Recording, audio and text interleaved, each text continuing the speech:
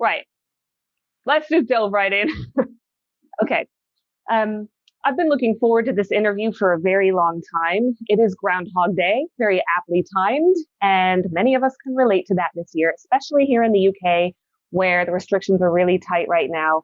In my opinion, there is an attempted assault on our sentience, and this is an attempt to keep us in the lower vibrational fear-based frequencies, the lower chakras. So never before has psychic protection been so important. It is crucial to understand how to look after your electromagnetic field or auric field. So I'm going to give you a brief introduction. Andy Porter, you are a humble man, and that is the mark of a true healer. But just to boast a little bit for you, you really are an expert psychic surgeon. You're incredibly good at what you do. You channel an entity called Chen, and you've written an ebook called Chen's Psychic and Spiritual Teaching. So let's delve right in. What is psychic surgery? Yeah, thanks, Kristin. That was very nice intro. So from my perspective, really, psychic surgery is basically surgery on the etheric field primarily, really. So when I kind of first started to do this type of work, I was engaged with a spirit that called himself Chen. So there was no kind of like VIP figure. There was no, it wasn't Jesus Christ or it was just a guy that called himself Chen, basically, that told me he was, from China in kind of the 1624 was his last physical life, basically. But in that time, he did lots of work on people, and he saw himself as a surgeon, really, but more in terms of kind of healing, that sort of thing.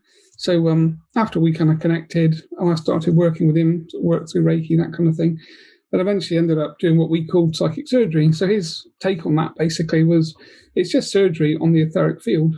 And as you kind of rightly said, at the moment with what's happening on the planet with COVID, and it's kind of encompassing every country across the whole world. So the vibration of the planet is massively negative, with people dying and departing, and obviously people very anxious and depressed, and we're all locked up, of course, which doesn't really help from a happiness perspective.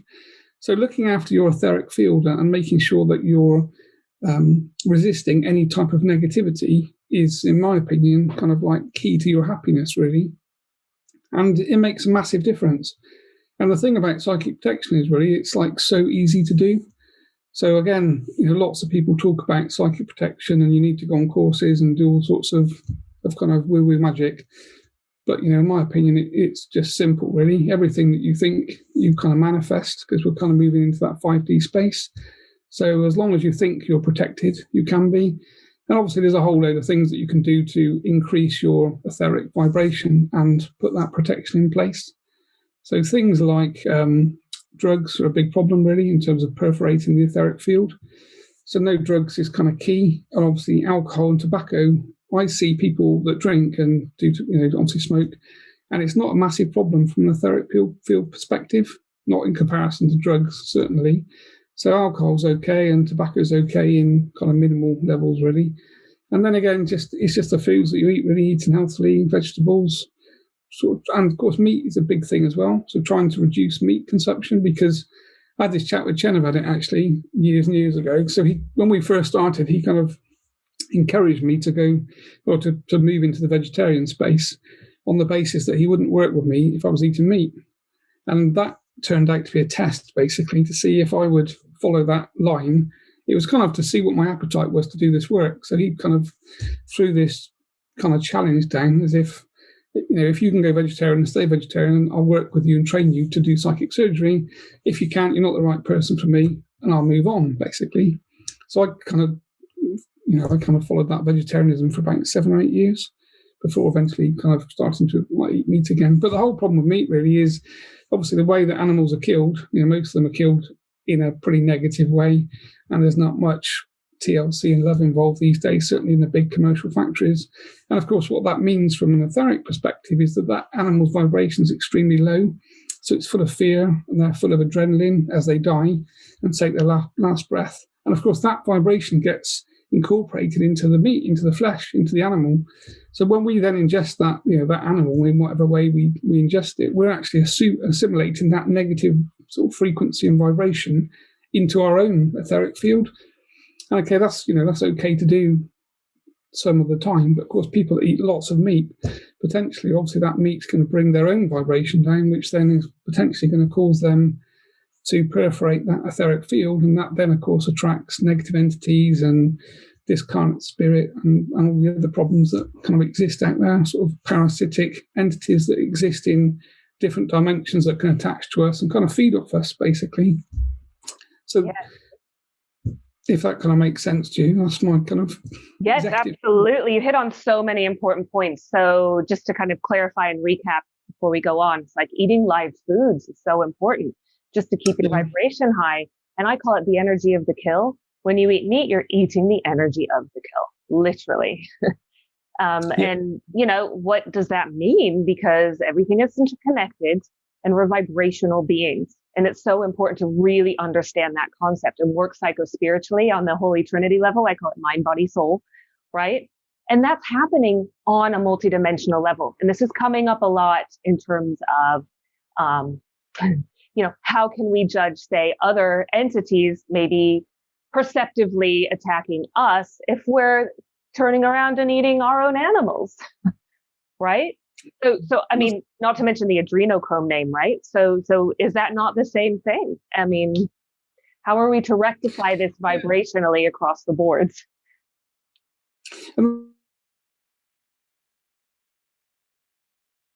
I've lost you, Andy. Basically, you know, we kind of have a... You're back. Go for it. I was just saying, God, you know, we do the same with our cattle, don't we? Effectively, we have a herd of cattle that, you know, we keep in pregnancy, basically, and then their, you know, their milk is what we ingest on a kind of continual basis. So if other entities do the same with us, it's the same concept, isn't it? That, you know, they're probably extraterrestrial entities that basically feed off us, that, you know, we are their food effectively from a vibrational perspective. And it's certainly what I kind of find from the work that I do in terms of psychic surgery, you know, connecting to clients that have maybe done lots of drugs, perforated their etheric field.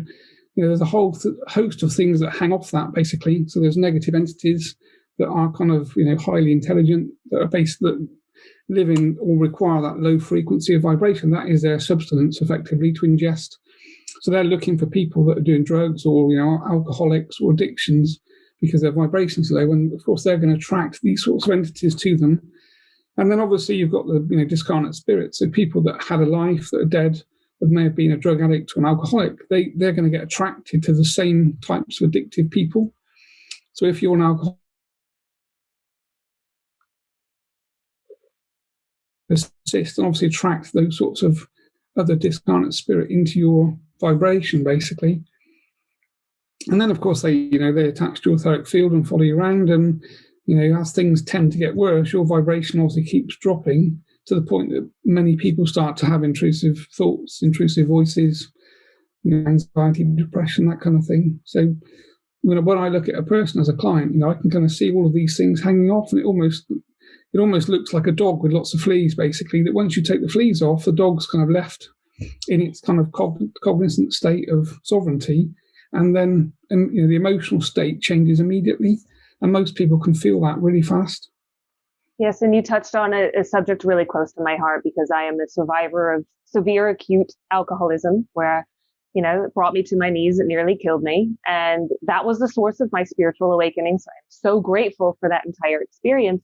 And yet I'm well aware of the way that we fall prey when we are in active addiction. And my heart goes out, because now more than ever, with the imposed isolation and all of these restrictions and the mainstream media pumping out and confirming and reconfirming fear-based beliefs, which is what it boils down to, right? It's like we're all being programmed to stay in that fear, and addiction's on the rise, suicide is on the rise, intrusive thoughts, negative thought forms, mental illness is all skyrocketing. So, you know, going that step further into how you work non-locally, can you go into the mechanics of how lower vibrational entities feed off of this energetic fear-based emotion and all of the offshoots of that? I think sometimes people might find it hard to get their head around that. I know some of us are up on the concept of loosh, but others might not get it as such. How would you explain that?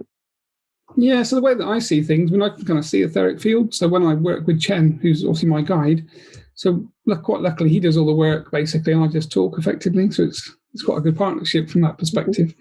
So when we connect to a client, my clients all over the world, so I'm never with them, so I don't need to be with them. Again, just through holding the thought basically to connect. I then check in with Chen and see, are we connected to the client, which could be yourself or anybody effectively. And he'll say, yep, we're connected to their etheric field. And then in my mind's eye, he shows me a picture basically of their etheric field, and I can then see what's connected. So we tend to work through like a list now, basically, in a kind of structured manner. So we look for negative entities that are connected to the outer field primarily to start with. So again, I just see them and we count them, 1, 2, 3. And I've got like a grading system that we do just to make things simple for people as well, really. So grade 1 in my kind of world is a sort of gargoyle type creature, the sort of thing you see on tops of like cathedrals and churches. So they basically connect, and they're very low vibration. They're not particularly intelligent, and they just feed off our negativity. So there's negative, thoughts, negative feelings, basically.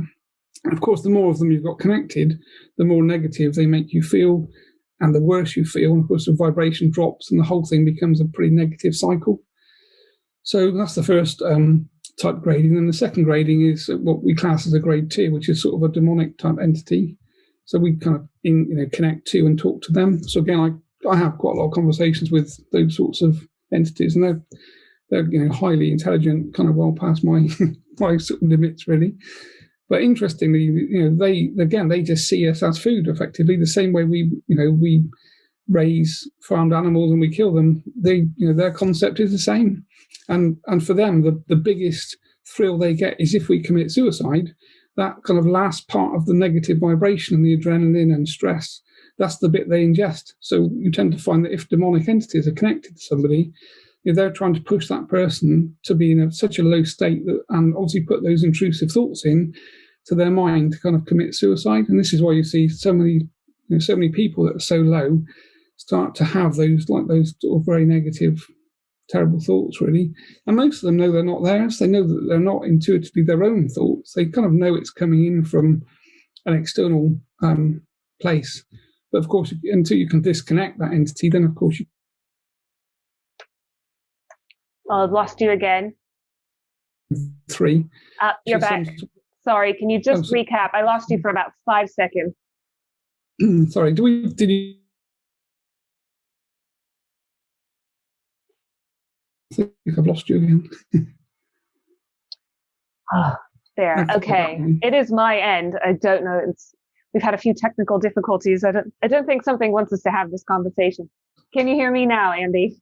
I can hear you fine, yeah. Perfect. Awesome. Okay, sorry. Go back. I was actually going to intervene anyway, and just to add, can you tell me some telltale signs that you are being psychically attacked, that those intrusive thoughts might not be your own at all, so people can really understand that and not resort to anything permanent for an obviously very impermanent state of being? Yeah, so most people that have got some sort of attachment, there's a whole list of things that I see really regularly, really. So the intrusive negative thoughts are one of the first things. They're normally anxious and depressed, so those kind of go together. Most people have massive sleep problems, so like bad dreams, sexual dreams primarily, possibly being raped, that kind of thing in the dream state.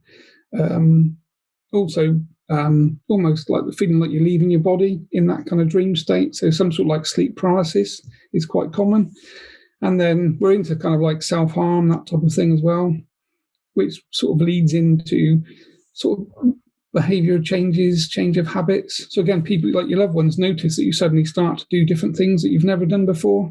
That's always a kind of telltale sign from my perspective, really, that there's something negative attached. And that negative thing is basically encouraging you to do things that it wants you to do, which isn't part of your normal kind of consensual being, really. And obviously that kind of moves into the kind of drug taking, alcohol abuse, fatigues as well. People tend to say that if you've got parasites connected or negative entities, they're effectively draining your energy, almost like a kind of psychic vampire. So you're going to have like potentially chronic fatigue type illnesses or like unexplained fatigues that the doctors can't find, and you have a whole lot of tests for, and there's no particular reason why you feel so tired, but you do. And again, that seems to be quite a common symptom, really. Yes, yes, go ahead. Sorry, I don't want to break your flow. I was going to say, then you're into sort of social withdrawal, sort of delusions are quite common, personality changes. And then there's always physical symptoms for most people, sort of unexplained pains. That again, people go to the doctor and talk about pains in certain places, but there's no particular medical reason for you to feel those pains. And that kind of points to something that's in the etheric field that's causing that type of intrusion, basically. Yes, you reminded me of a very lucid dream I had when I was coming out of active addiction. It was probably one of my worst benders I ever had. And I was detoxing heavily, and it was horrific. And I had this awful dream, took me right down to the astral, kind of the lower density planes, if you will, where there was a spider being trying to rape me. And, that actually did manifest into the physical in my drinking as well. So it was an unhealed trauma. It was an unprocessed, wound, unhealed wound, unprocessed trauma. And it was screaming for release. But that dream was so real. It absolutely terrified me. And it was more real than you and me talking right now. Yeah, and that's the thing, I think, isn't it? That we all assume that when we go to sleep, we're dreaming and therefore things aren't happening. But I've experienced a lot of psychic attacks doing this type of work that kind of manifest normally about 3 o'clock in the morning when you're in that kind of that seems to be the time that there's the least amount of light basically in your kind of in your hemisphere. So 3 a.m. Either in my case the room goes will go freezing cold. And I'm obviously fast asleep, and then if all sorts of odd things happen, like duvets being ripped back and entities trying to make your heart beat so fast that you think you're about to die, basically. And yes, I've kind of seen things jump on the bed that leave imprints in the duvet that you can't see in the physical. So my wife's woken up and looked, and there's nothing there, but I can actually see the imprints, or she can see the imprints, but not the actual entity that's in the room that's trying to normally dispatch him one way or another. And of course, it's just trying to create a massive amount of fear, basically, that they can feed on, and also obviously sending a bit of a message that quite often, if I'm working against groups, which is quite common now, so people that are doing satanic practice do things in groups and witchcraft. So therefore, if I'm working with a client to help them in that way, obviously you effectively get attacked from that group. So it's so I've kind of had to learn really to kind of make sure my own protection's always in place, because otherwise, it's a bit of a painful journey. Absolutely. Same. Me too. And I want to go through, because you recently did an auric clearing on me, and I've got my report. You get a 10-page report, everybody. It's really thorough. And it's, 5 days later, I felt so much lighter, and I need to get them regularly because I'm a healer myself. And so some of us who hold that light do become we attract more of the darkness. Is that correct? Is that accurate in your experience? Yeah, well, you're being attacked, aren't you, basically? That's the whole thing, really. That people that work, especially therapists, it's one of the things that there's a local therapy centre close to here, basically, where I live, Equilibrium, and, obviously a whole lot of therapists that work in there doing different types of things. And quite often I've gone in to do talks and things and tried to explain they're kind of at the biggest risk, because if you've got a client that's feeling ill, regardless of which therapy they go for, if they've got negative entities with them and they've got attached earthbounds and parasites, etc., like negative parasites, then all of those things are going to kind of jump onto or potentially attack the therapist. So whilst the therapist is doing Reiki or acupuncture or massage or whatever the discipline is, they're effectively a target for these type of entities. And most of these therapists, after a while, go home with headaches, feeling ill, feeling drained and tired. And if they don't do their own protection, most of them will tell you that, they don't really look forward to the next day too much because they're too tired from the day before. And that is just attacking my sort of perspective. Yes, the spiritual health checks are crucial, especially for those of us who are light workers or starseeds or working in any capacity to help anyone else, especially emotionally, because this is a vibrational issue, right? You went into ritual satanic abuse. I also see clients who have been victims of ritual satanic abuse, pedophilia. It's dense consciousness we are clearing right now. Sex trafficking. It's a subject also dear to my heart, because I really want to raise awareness to the fact that this is indeed also real and very much occurring on this plane. So could you talk to that? Because you mentioned, you were up against groups. What are you talking about? So yeah, quite often again, I work with clients basically that are they are the kind of victim of that type of thing. So normally, well, just talking generally, but quite often they seem to come from quite elite type families that seem to work in negative ways with negative entities basically. And quite often, the children go off to private school and they board, and quite often the private school, teachers, that some of them obviously are into children and, sort of paedophilia, that type of thing. But it kind of goes hand in hand with some of these, these old odd cults that are in these places as well. And obviously that then runs into sort of satanic type occult practice, that type of thing. So it's really funny because I never see the children of builders or plumbers. It's always, kind of like the elite of society really, whose children seem to have problems. And of course in the film industry and the sort of music industry seems to be quite rife with that type of thing, which was a bit of a shock to me really, because when I started to see people and they open up and tell you about their life, and some of them come from well-known families that we see on TV, I was a bit shocked really that that's the kind of the life experience that they've had. And of course they don't know where to go because people don't talk about satanic abuse, and paedophiles aren't that easy to expose really, because they're not normally working on their own. So they normally work or are part of groups that do that type of thing. And of course it makes you a bit of a target then if you're helping a client that's being attacked by or used by a satanic group or a kind of occult practicing group, and they know that client's becoming protected because obviously we're providing protection for them spiritually, then obviously the attack then comes back to me generally.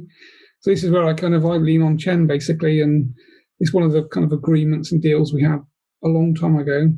I said to him, if I'm going to be in this space doing this work, then I need to be able to lean on you basically to sort the problems out, because obviously I've got my own family and job and that kind of stuff. So if I'm going to be in the center of that, then I need to make sure that I'm 100% happy in the way that you can protect me, sort of 24/7 really.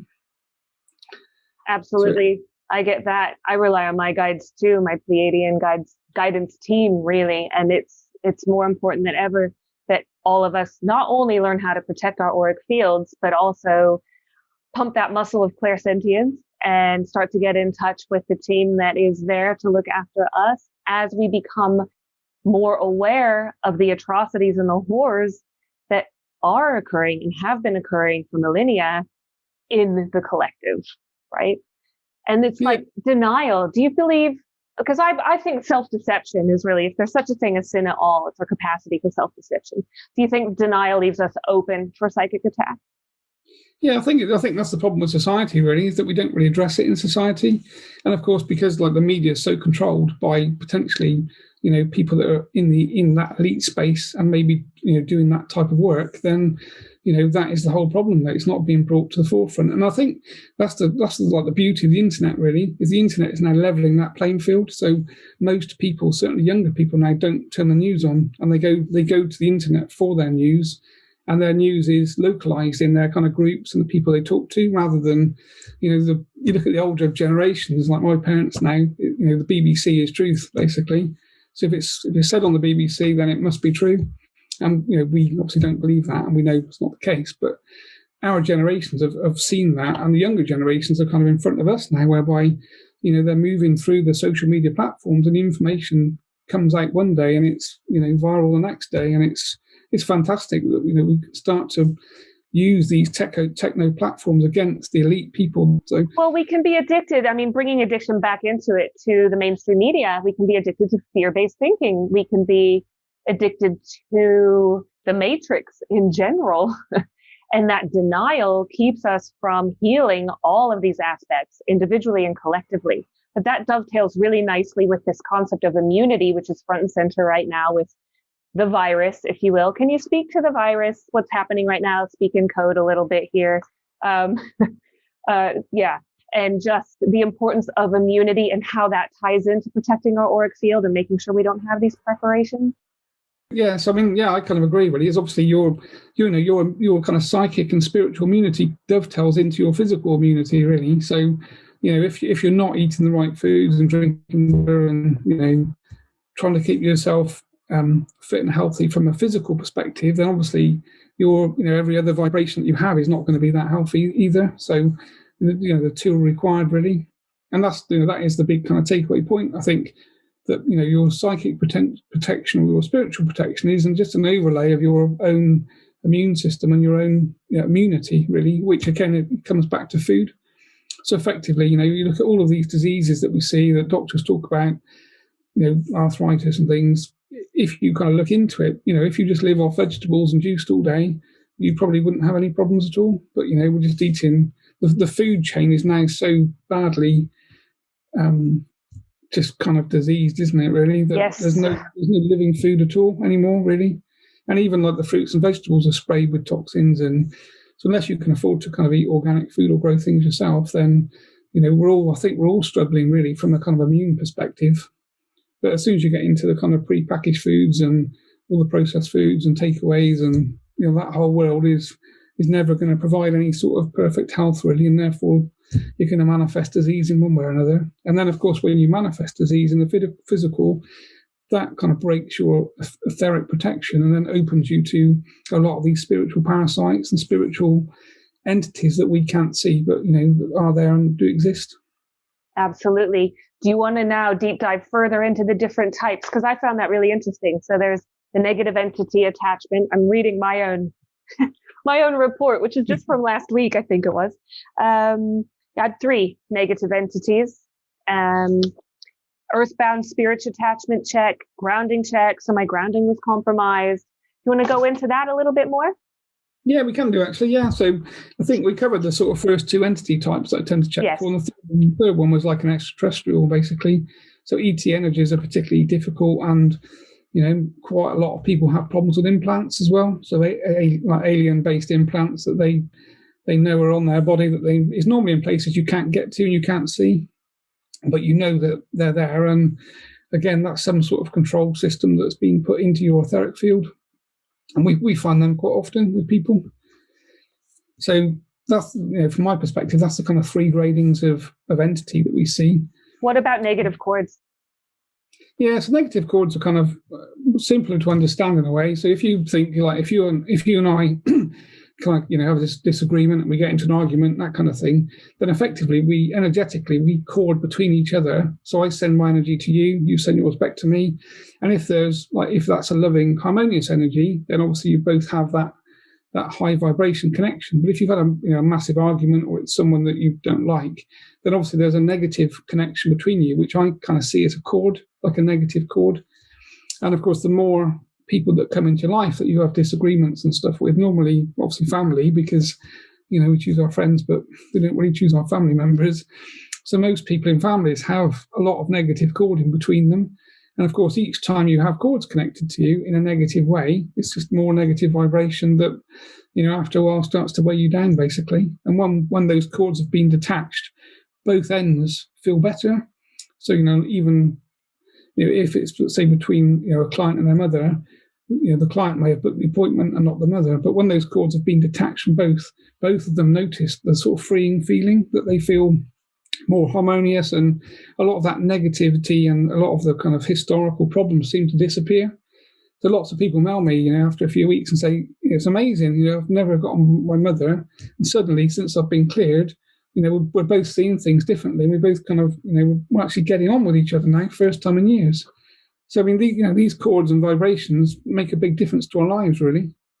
Clear the ancestral pathways, guys. That's the message. It's so important, because that passes down and traverses multiple generations, forwards in time, backwards in time, laterally, every which way you can imagine, right? Because we're living in a quantum universe. So if you put it in terms of metaphysical language and terminology, what is it that we're seeing when we see a ghost in the etheric field? Is it quantum interference? I think of it as kind of a quantum residue, if you will, an energetic hangover almost that has high energetic potency. So perhaps unfinished business, maybe, an entity that passed or transitioned in a highly charged way, something like that. Yeah, that's exactly what I see. Really, just a replay of the past primarily. So, but obviously different places on the planet have, different places more susceptible to those sorts of things, which is why you find in, maybe old buildings or old pubs or certain places around the planet, there's more sightings of ghosts, or you see the ghost that walks through the wall.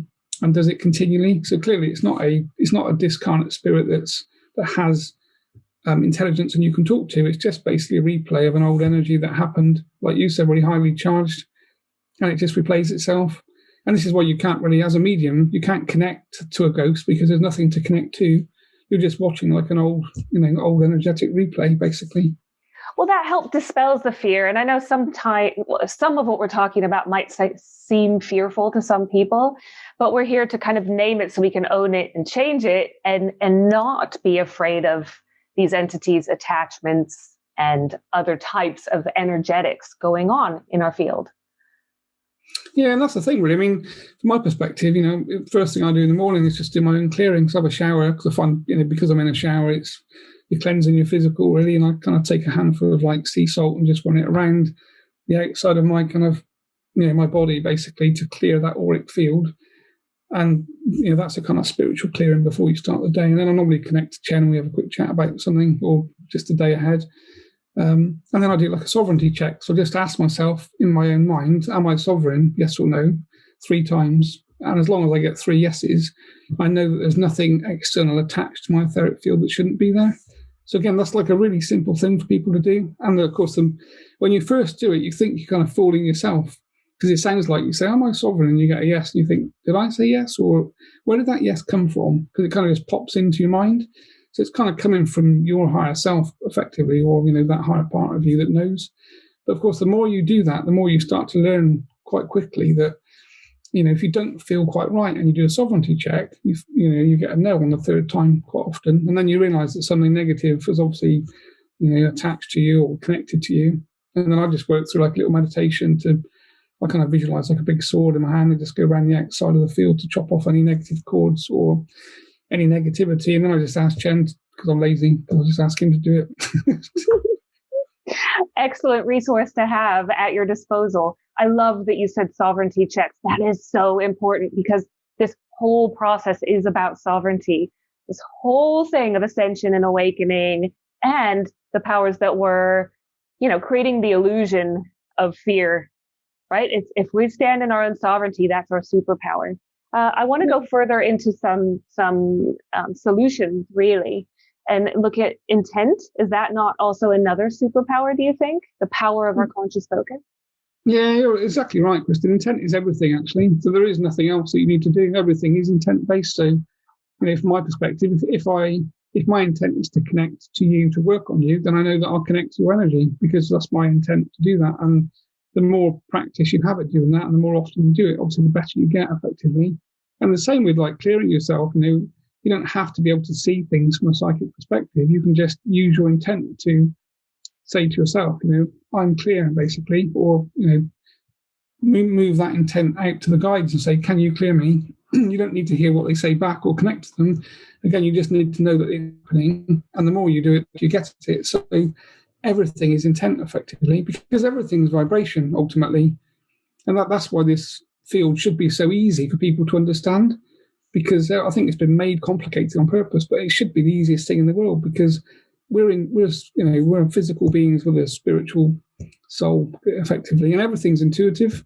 So we all know how to do this stuff. It's just that, we've been brought up with our schooling system turning all of that off, and we've been taught to follow process and follow rules and all that rubbish. But ultimately, if we all went with our intuitive thought, the world would be a completely different place. Yes. That's why I liken awakening to a continuous process of deconstruction, because it's like we're deprogramming and unbrainwashing ourselves. And a lot of that is done by unplugging from the mainstream media, unlearning the things that we've been taught in schools. And I love that you mentioned intent, salt, a sovereignty check. What are some other ways, if you can go down a little checklist, that we can protect? So it's a bit like I kind of see it the same as our physical health, really. But one thing doesn't do everything. So if you just drink water all day, it doesn't mean you're going to be healthy. It just means that that's quite good. And then obviously you need to not eat meat and then eat vegetables and juice and all that kind of stuff. So for me, the things that I incorporate into my kind of lifestyle really is obviously a sea salt clearing in the morning every day without fail, and then obviously that sovereignty check. And then, we've got quite a lot of crystals in the house, a lot of amethyst and rose quartz. So again, by increasing vibration in certain spaces. We use music a lot, so even if we're not in rooms, quite often we've got a portal on that's playing like positive music as opposed to negative music. So it doesn't have to be classical music, although obviously that's quite good because there's a lot of instruments that resonate high frequency. So we just leave those on in rooms, especially in the bedroom. If we've had like an attack one night, then I just leave something playing in the bedroom all day, basically.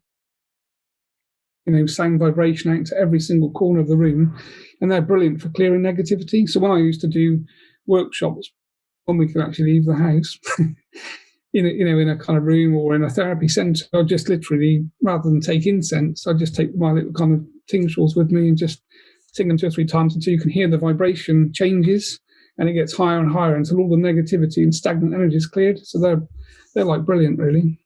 And do you do smudging, white sage? We do that. My wife's not over keen, to be honest. Because obviously I go around the house with this massive plume of smoke everywhere. my little girls hate the smell, but you know. Yeah, well, I try and do it monthly when Jane's out generally. So, otherwise I'll tend to get moaned at a bit. So, but effectively, I obviously burn incense in my room here, so I quite like it. So it's the same sort of thing, really. Just changing the frequency slightly. And obviously, black obsidian's good because it kind of tracks negativity. So yeah, I love black obsidian. I sleep with it under my pillow. How do you use it? That's a big chunk. Well done. It's really good, actually, to put around all of your sort of electromagnetic things like laptops and routers and things as well. So I've got quite a few big bits of that around. Yes, as is shungite. I like shungite for that as well. Yeah, I've got some shungite in like necklaces and pendants and things. So another thing that I do, actually, I've printed out a lot of pentagrams just on A4 paper, and I put them underneath our mattresses, between the mattress and the bed frame, so that when you're asleep, you're effectively sleeping on a protective symbol, almost like an amulet, really. And that makes quite a big difference as well in trying to hold back any negativity. Yes, a lot of this I find is about the reversal of the inversion. So pentagram would fall into that category nicely because some people will go, oh, pentagram, that's satanic. Can you explain that for us? Yeah, so obviously the pentagram is a sort of highly protective amulet, really, which of course has been used throughout the years, sort of witchcraft, that kind of thing. But the inverted sign is obviously the way that the satanic practitioners use, that symbol. And like you say, that's the thing, I think. As you get older, you start to realise that everything you've been taught is the opposite. Yes. So everything is inversion, really. So it's like, all the things that you were told were kind of problematic, like the number 13 and walking under ladders and all these kind of things. So I do all the opposite things now. If I see a ladder, I always walk underneath it. Me too. I celebrate black cats. You'll think this is funny. My oldest daughter was born on Friday the 13th, and I've been in labor for 31 hours. And the midwife was going, "You don't want a daughter born on Friday the 13th. It's bad luck." And I was like, "Yes, I do." And she's my little good luck charm. Yeah, and that's the thing, actually. Everything is that inversion, isn't it? So yes. Yeah. So I try and kind of incorporate all of those things into my life if I can. Anything that I think everybody else doesn't want to do or is afraid of, then I try and do the opposite, because I work on the assumption that if we've been told it's bad, it's good. And if we've been told it's good, it's normally bad. So that's kind of my world, really. Mine too, absolutely. It's about the false light versus the true light. And we're being forced right now in this bifurcation of timelines, right? Into choice points. And everything is a choice, isn't it? That's free will. Christ consciousness is utilizing our free will for not only the betterment of humanity, but of course our highest good too, as we're fractals of the whole. What do you have to say about that? Well, I think that's the same with this whole vaccine thing, isn't it? Is that, no one's really talking about mandatory vaccinations, because that would go against free will, effectively. So, the dark agenda probably won't ever do that, even though they may talk about mandatory vaccines. They can't really do it because that kind of breaks all of those spiritual laws and agreements in place. The only thing they can do, obviously, is stop you having your holiday in Spain if you don't get vaccinated. So that will probably be the incentives for lots of people that maybe don't want that type of thing, that, you can't have your holiday unless you adopt a vaccine. But for those of us that don't plan to have it, then my assumption is they won't be forcing you, really. Yes, there's always an out, I find. And there's always the option to stand in your sovereignty no matter what. And the fear is there, but it's about rising above it, right? And not getting stuck in that undercurrent, if you will. I think that's the problem, isn't it? When you sort of look at social media, and I've looked at quite a lot of my social media, there's so many people, especially spiritual people, caught up in this whole vaccine thing, and there's so much fear and negativity. And you think, just say no, basically, or just Yes. say simple. So simple. Just say no. What do you and Chen feel about the artificial intelligence agenda, transhumanism? Do you think that's at play as well in the vaccine agenda, like in terms of nanotechnology? Or do you think that's another kind of fear porn thing to get us stuck in 4D, if you will?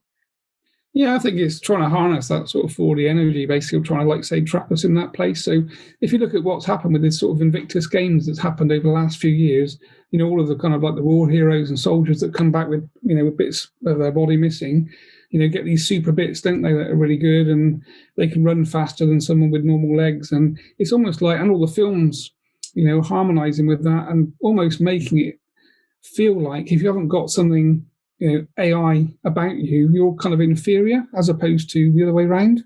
So I think they are kind of pushing that agenda, really. And obviously, I guess we don't need to look too far into the future when, our phones become a sort of adoption of our hands or arms, or, there's some sort of chip in your eye that you can surf the internet with or something. And at that point, you are adopting that AI space, and that will basically cement your vibration into a very low place, most probably.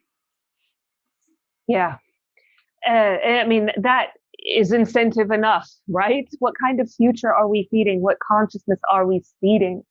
And that's why it's so important, as a mother, I want to create the best future for my children and their children and their children, and feed the organic utopian timeline, I call it, right? Which is bliss.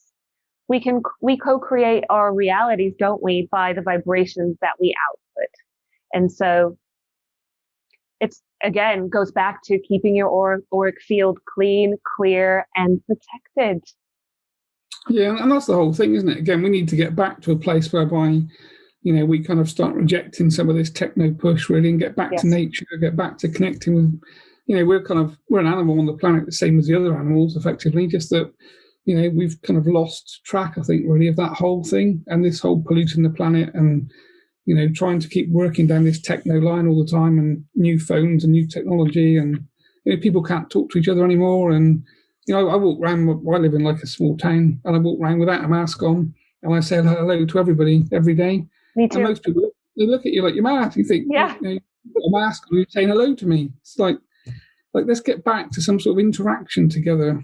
Well, that is another pet subject of mine, is the masks, because it blocks sentient expression. And so I want to smile at people. I want them to see my expression. And I wonder about the psycho-spiritual consequences and implications, not only for us now, but our children as well, who are growing up in this very strange environment that is, in my opinion, Orwellian and dystopian in every sense of the word. And, moving towards a cyborg type existence if we don't stand in our organic sentient sovereignty and say no. Yeah, I agree. I think that's exactly what they're doing with it, really. I think the whole mask thing isn't about protecting us from COVID or filtering what we breathe in. I think it's about the next stage of basically disconnecting us from each other, effectively. And of course, that's what happens. I walk around here and I see old people, and all you can see is their eyes, and they look away. And you say, morning, and they can't talk to you because they've got a mask on. And you think, what are you thinking? It's like, it's just, but I mean, that is the agenda that's being pushed, isn't it? And it's a compliance litmus test, in my opinion. And, do you acquiesce? Because the symbology of the mask is also very satanic. Are you going to acquiesce to that symbolic nature of oppression? Well, effectively, that's what the mask is, isn't it? It's telling you to be quiet and shut up, basically. So by having something over your face that you can't talk, effectively, you are being, muted, aren't you, into silence, effectively. Yes. Yes. Not to mention, we have a divine birthright to breathe fresh, clean oxygen. As a yogi, because I'm a Kundalini yoga teacher, I feel really strongly about that. And it's actually doing the opposite, again, the inversion reversal thing of what it's intended to do according to the mainstream narrative, in my humble opinion. Yeah, I agree with that totally, really. I think that's exactly it, isn't it? That, like say we're designed to breathe fresh air. We're not designed to breathe carbon monoxide. You know, and I've sort of, I think I saw a YouTube video like right back in March last year, and it was a guy that worked in a mine, I think, and he had some sort of like detector, and he put the detector up to his face, and obviously it was fine. And he said, if I was working in the mine, the oxygen level around me is fine, I could work. And then he put his mask on, and then put this detector up inside it, and immediately it started beeping. And he said, if I was down that mine, we'd now come out. He said, but people are expected to walk around with a mask on that are breathing their own carbon dioxide in that we wouldn't be allowed to work in. So you think, like, that was simple enough to me. I just sat there and thought, well, there's, it couldn't be any more simple than that, could it really? No, it couldn't. And I have to say I am compassionate towards those who are in genuine fear. So I try to, I live in the country anyway. I don't really do that much shopping.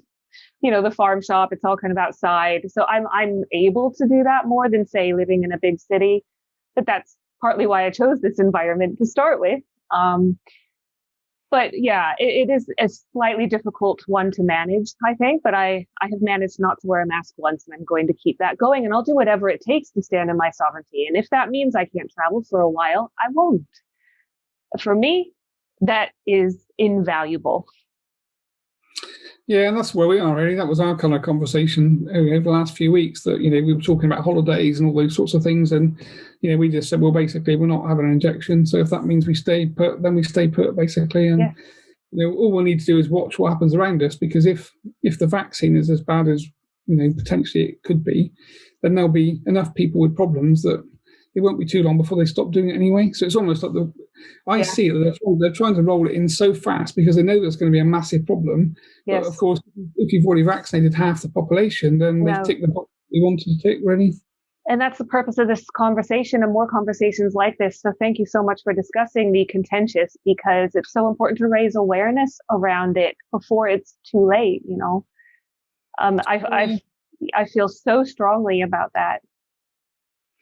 Yeah, I think there's lots of people doing it. I think, as time goes by, it's, going to become more and more obvious, really, as to what's going on. And, I had a chat with Chen, or somebody on Facebook actually was talking about something a little while ago. And I was talking to Chen at the same time. And I just said, what would your opinion be? Because they were talking about what bad year 2021, 2020 was, and said, oh, let's write off this year. Let's look forward to next year. So I just was talking to Chen, and he said, no. He said quite the opposite. He said 2020 has been the best year in history from our perspective in spirit. He said this is the first time that darkness has showed its face, basically.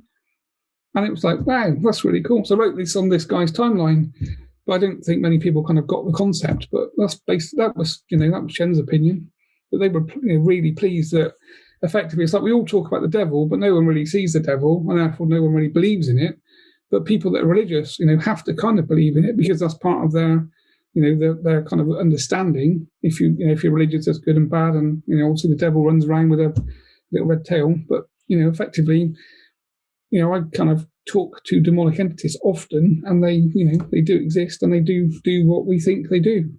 It's just that they've been clever enough to kind of drop into the shadow, and they don't show themselves very often.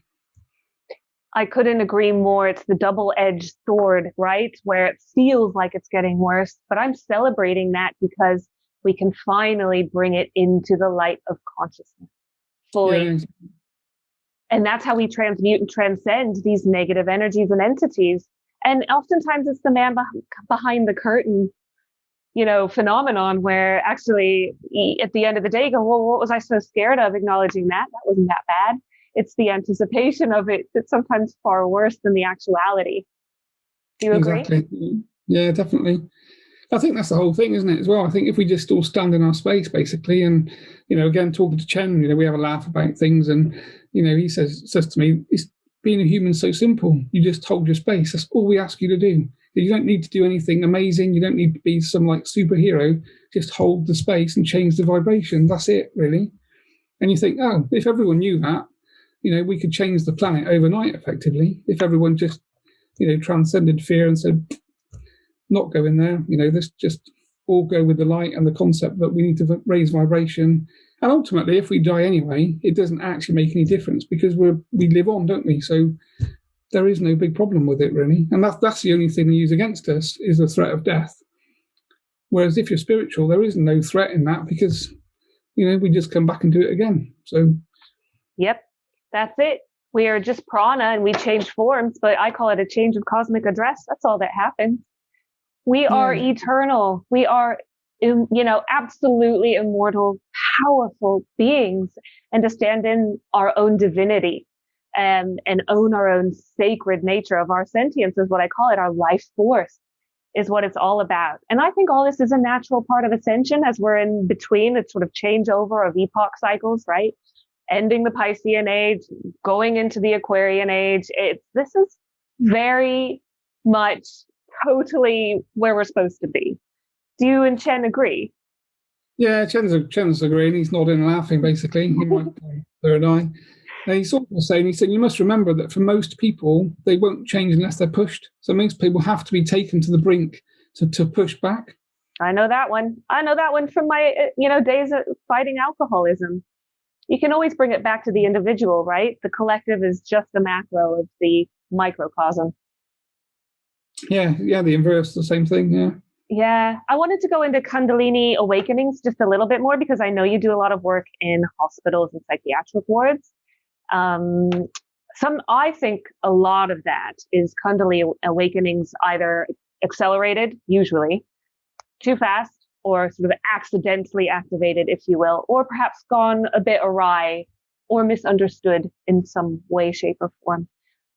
You mentioned intrusive thoughts, schizophrenia. Can you link all those together for me? Yeah, so I think, I kind of agree with what you're saying, really. I think that is part of it. And a lot of the substances do that as well. So, a lot of drugs maybe activate the Kundalini and then put people in a place that, suddenly their third eye's open and they can see other entities or they can communicate with other entities. And, it's obviously frightening. And then once that substance has opened that portal effectively, or that Kundalini sort of space, they can't close it themselves. And then, of course, they're seeing into other dimensions that they can't then close. Yes.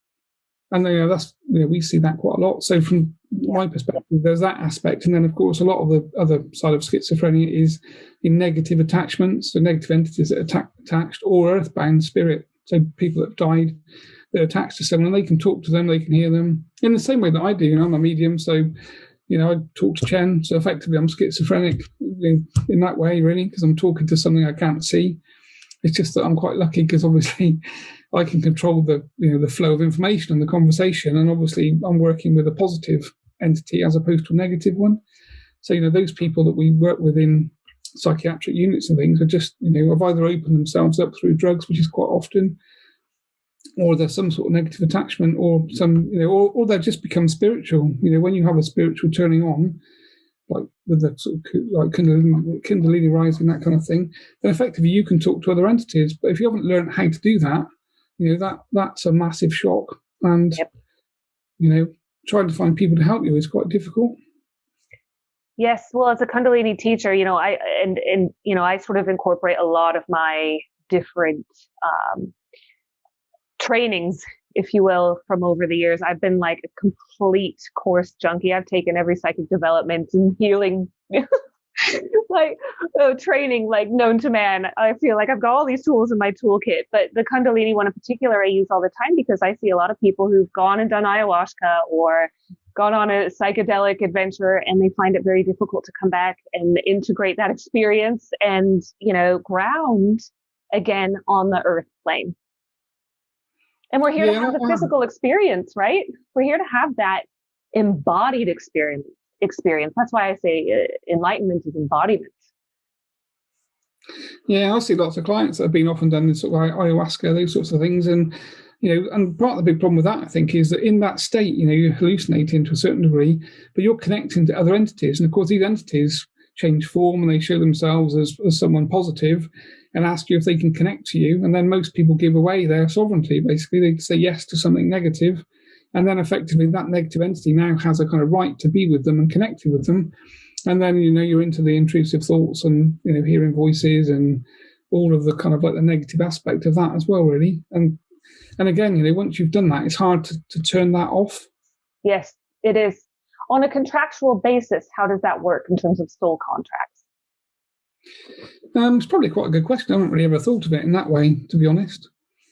So I guess it's like everything. I guess everything's a choice, isn't it? Because we have free will, effectively. So, once you've given your free will away to another entity, then at some point you have to kind of try and rescind that contract in one way or another, which of course, if you can't talk to spirit or to guides to help, it's very difficult to do that, isn't it? Because you don't even know it's there, or many of these people don't know it's there at all. Yes, absolutely. Again, why I advocate Clairsentience so much, because I feel like that's the least valued, kind of most underrated psychic sense. But it's just a way of translating energy, and it's feeling, and we're deeply feeling entities, right? Our avatars are sensory, and we're meant to pick up on that signal, those signals, if you will, and translate them and interpret them. And that's what guidance is for. So I like to normalize the concept a bit, because it is so important, again, now more than ever, as, especially, ayahuasca and going on the shamanic journey. I'm all for a lot of that, and plant medicines. And I think it vibes with some people. And if it's a calling for you, it will feel right. And if it's not, maybe it won't. There's, again, the double-edged sword to everything. But to just be really, really selective in who you choose to lead you through that journey, because it is very much a ceremony, a ritual to be honored. And it's been sort of, again, hijacked and commercialized like so many things, and perhaps inverted in its own way some of the time. And that's when it goes wrong, I think. Do you agree? Well, I think that's the problem, isn't it? Is that it's become like a recreational hobby, really. So rather than the days of going to see a shaman and actually doing, working on it from a spiritual perspective, it's just like a weekend of ecstasy that you dance all day and have a great time. And, you're not going in with the right kind of mindset, and you're not going in with the right teachers, potentially. And therefore the output's going to be pretty negative. Yeah, absolutely. I want to go into energy vampirism just a little bit more, because I think that's something that people understand a lot. And, it can be someone in your family.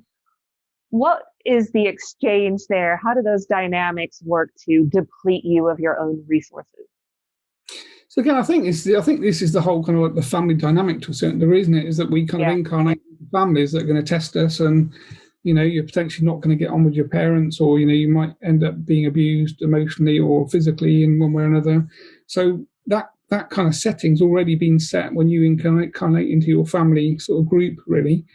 And of course, I think it's like everything, in different families, you've got different types of personalities, and you've got narcissistic people that don't really feel emotion particularly. And those sorts of people are quite happy to kind of put you on the spot and make you kind of wriggle and manipulate you from an emotional perspective, that type of thing. So again, for me, it all comes back to sort of self-responsibility, really. You need to stand in your own truth. So if someone says something to you that you don't agree with, rather than just nod and say, okay, you need to say, to be honest, it doesn't really sort of work for me. But, it might be your opinion, but I kind of can't go with that. And I've sort of found myself, with my own family, that when you start to do that, the people that are sort of psychically vampiring your energy, trying to control and, manipulate you to a certain degree, come forward very fast. The minute you start to stand up and own your own space and say, actually, no, it doesn't work for me, I'm not doing this, or I'm not agreeing with that, you see them, they get quite angry fast. And, so these can be like normally placid people that are used to sort of socially and emotionally manipulating people. They become quite angry and negative quite fast when they realise that you understand the game and you're taking your power back from them. It's all about taking our power back, 100%. I wanted to give you the chance to dispel any common myths around psychic attack.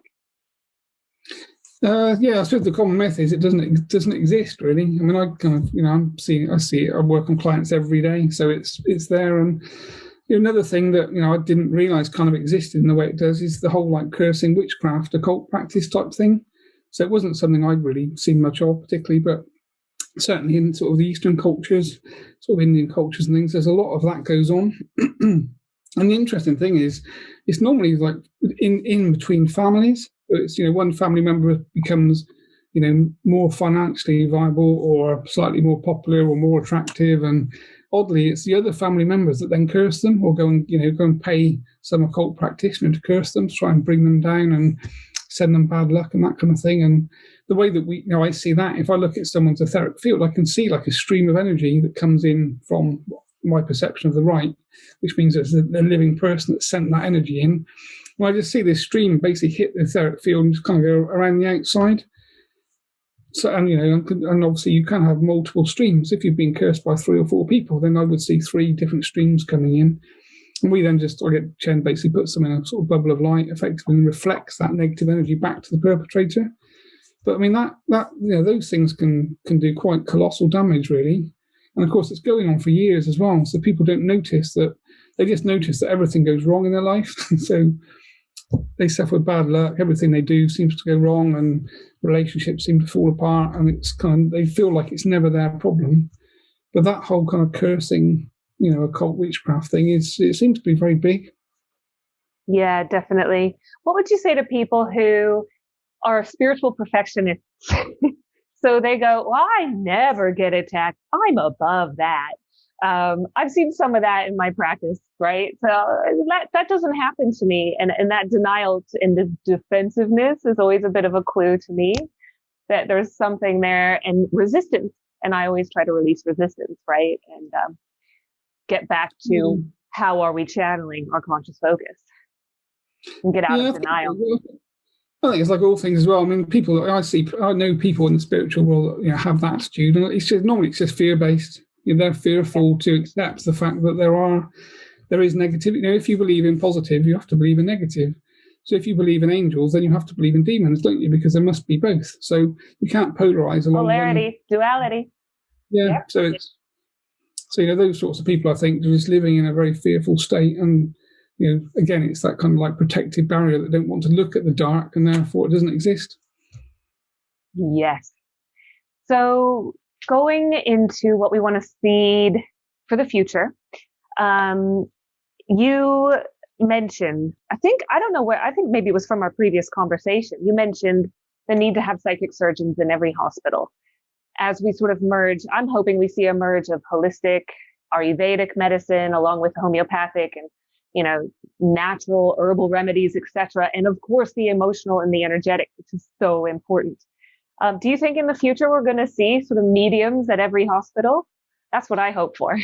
Yeah, I'm hoping so. I mean, we've been working on that for years now, trying to engage with different sort of medical facilities really to do that type of thing. But there's 2 sides of it really. Obviously, when people die and the spirit leaves the body, sometimes it doesn't move on to light effectively, or heaven, or whichever terminology you want to use. So mediums in that place can obviously facilitate that kind of movement, which would be good.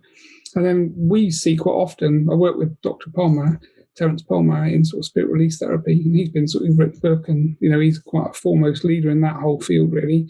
We're trying to get some documentary done on spirit possession, that kind of thing. But it's the same with entities, really. We look at hospitals, and there's a lot of negative entities that are basically sat on the front door waiting for people to come in ambulances, and they attach to them and feed off them. And hospitals are quite dangerous places for spiritual people, because you've got all of the negative things there. You've got people that are in pain, in physical pain, and of course their vibration's low, and they've lots of adrenaline and fear.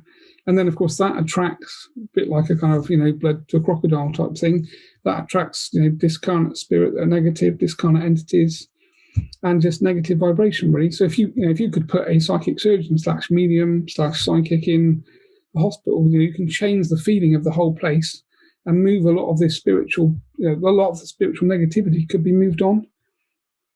And of course, there's lots of people as well. I mean, I kind of always looked forward, or I hoped at some point I could kind of get a job as in a doctor's surgery, sort of 1 day a week, so that when people go to see the doctor, if he can't fix the problem, they could then get past the next room, which would be, the woo-woo spiritual guy type thing. And maybe I could actually look at things in a completely different way and try and work on the spiritual aspect that could be causing the problem. So I'm hopeful that will happen at some point. I think we're just going through this big transition, aren't we, really, as the 3D world kind of falls apart.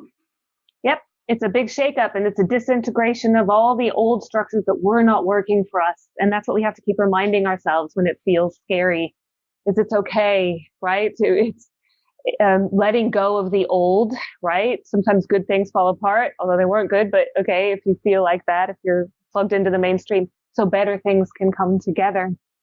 And the darkest hour comes before the dawn. I always think that this isn't happening to us. This is happening for us. It's a natural part of ascension.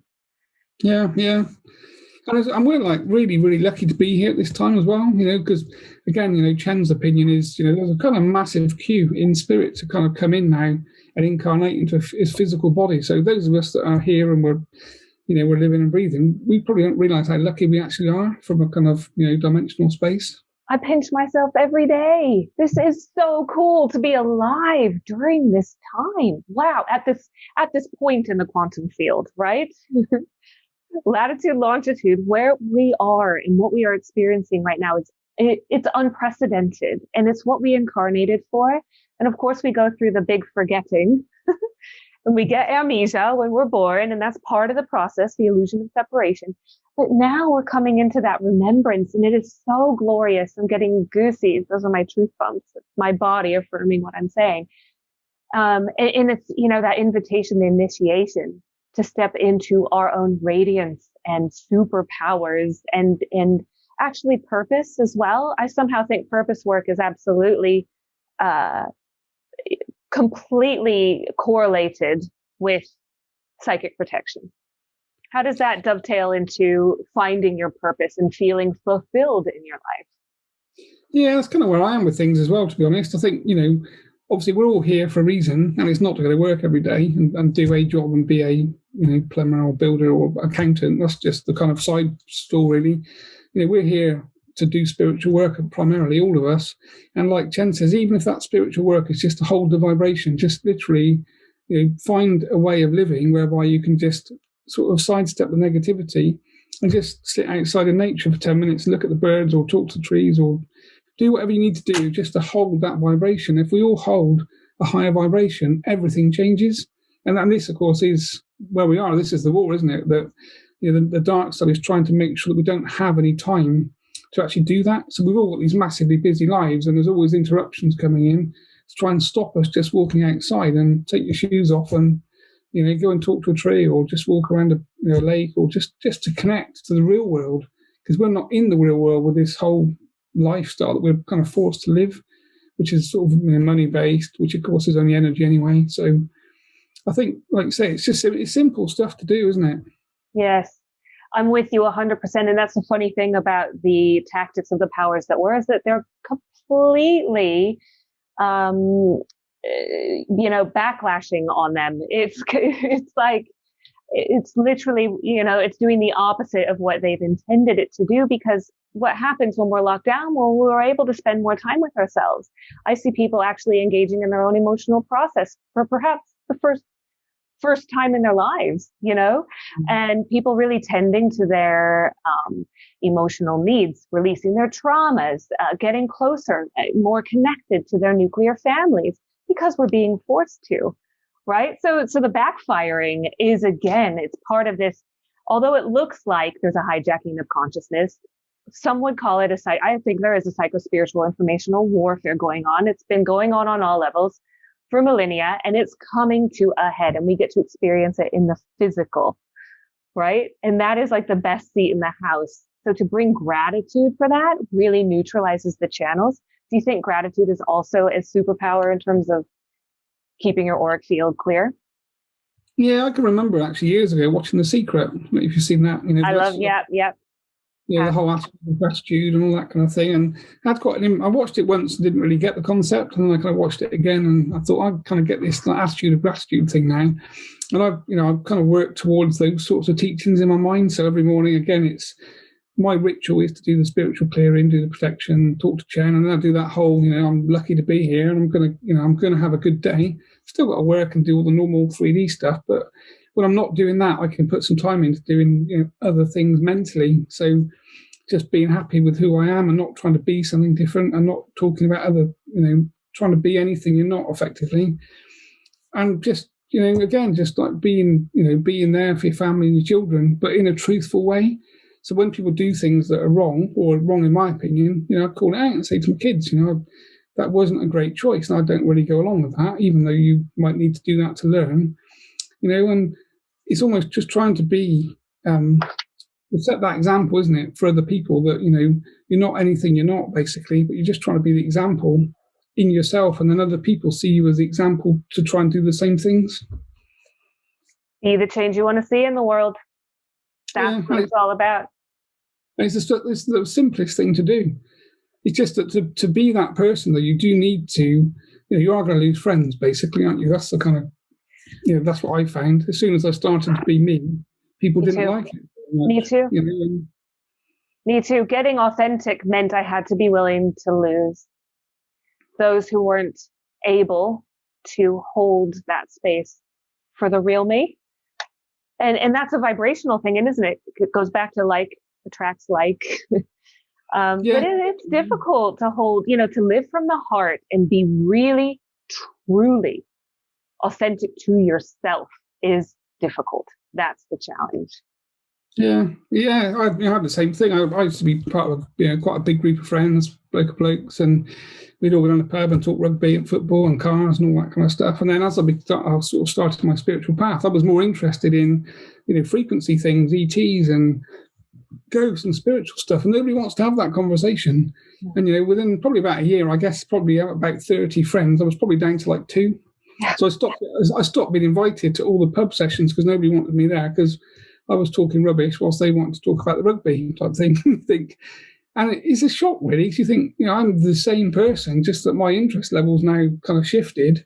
But I want to have a more intellectual conversation about spiritual things, which, like you said, if people aren't in that space, then the frequencies don't align, and therefore, they're going to reject you as opposed to you sort of rejecting them, really. Oh, you're telling my life story, and I'm glad you mentioned that, because I think we're also in a sort of identity crisis. It does cause that when you lose interest in the old, and a lot of your old friends and your own old coping mechanisms as well, and your old interests fall away. There's that kind of rebuilding period that can be a bit dangerous, I find, with clients personally. Yeah, and everyone likes to be liked by their friends and things, or in the social circles. I found my social circle ended up with me, basically. It was just I had no one, I was kind of going through quite a difficult divorce at the time, and there was, my mum kind of disappeared, and I thought, Christ, like, my life's ended. But what I didn't realise, it was just starting. But I thought it was ending, and it's when you look back and you think, wow, that was so cool. It was like the most amazing thing to be left on my own, to start again and find a new path and new people and new things I liked. And it's almost like being reborn in some odd spiritual way, really. It's a complete rebirth. And that's what my addiction led me to, was that complete death of everything that was, who I thought I was, and a rebirth of everything new. And the renaissance of all of that, the creativity and, getting really resourceful and expressing myself in new, exciting ways, and the expansion and the growth and all the new interests that lied in that area. Why would I ever want to go back to that? So it was the best thing that ever happened to me. But that silver lining can be very, very difficult to find. I totally appreciate that when you're in that low ebb. Yeah, that's that is the kind of like the darkest night, isn't it? Really, of a soul type thing. I mean, I can remember lying in bed lots of times wondering, what had happened to me and where I was kind of going to go from there. I was thinking, it's like Saturday night. I haven't got the kids. It's like my weekend off, and I've got no friends to ring and no one. I'd like literally nobody to call. So I used to go to the gym. I'd be in the gym at like 10 o'clock on a Saturday night, and the people working there came over one night, and this girl said, "Have you got nowhere else to be?" And I said, "You know what? Actually, I haven't at all. I really don't have anywhere else to be." And I remember laughing to myself driving home, thinking, "Oh, I've got to be the saddest bloke in the world." But actually, it was the time you have to look at your life and think, do I want to go back to that crazy old world, or I am going to find something different? I just don't know what it is, really. And I feel like I was actually in training for this my whole life, because I always felt like an outsider. I was always kind of the black sheep of the family. I always had these interests, and I tried so hard to conform and fit in, and it didn't work for me. It led to the near death of me, because I was trying to adjust to an insane world. And once I allowed myself to be the reversal in full in me, and how I choose to express and how I choose to be and what I choose to do with that awakening, right? That's when everything started shifting. Yeah, I think that's the thing, Kristin, really. You've hit the nail on the head, really, from my perspective, is that when you actually start to follow your right path, you know you're on it. You feel more energized, you actually feel more alive, and suddenly there's this massive field opens up in front of you. The spiritual field is so wide, none of us can traverse it in our lifetime, but it's so diverse and interesting. You think, there's so many things I've got planned I want to do, and just not the time to do those things at the moment. And you think, why didn't I get into that when I was 10 rather than 30? Because I feel like I've sort of wasted half your life almost, really. Well, that's it. And I serve God, Goddess, Creator, Source, and that is fulfillment. And I am so excited every morning I wake up. How can I serve the universe and humanity today? How can you best make use of me? And it's that surrender that keeps me sober on a daily basis, I believe, and spiritually fit. And then I've learned to expand the repertoire from there. And you've definitely helped me in this conversation, put a lot more tools in the toolkit. I hope it's helped viewers too. I wanted to look at one more potential solution, which is visualization and meditation kind of go hand in hand, and working with light and the different colors of light. Because I've heard, some people aren't ready for white light. I work with pyramids. I tend to do either a pyramid of golden light or the violet flame from Saint Germain, so archangel energy. What do you work with in terms of colors and light? That's a really, really, really good question, actually. I've never thought of it in that way, but basically I kind of start my day with sort of visualizing a golden light that comes out of my heart chakra, and then I just basically push it up and down at the same time, so it just kind of opens up all of the chakras straight up to the crown and down to sort of down through your sort of base chakra into the sort of Mother Earth type thing. And then I visualize standing underneath a purple flame. So I have that purple flame of the Saint Germain you just described, and sort of see that run around the outside of me to burn away and clear any negativity again.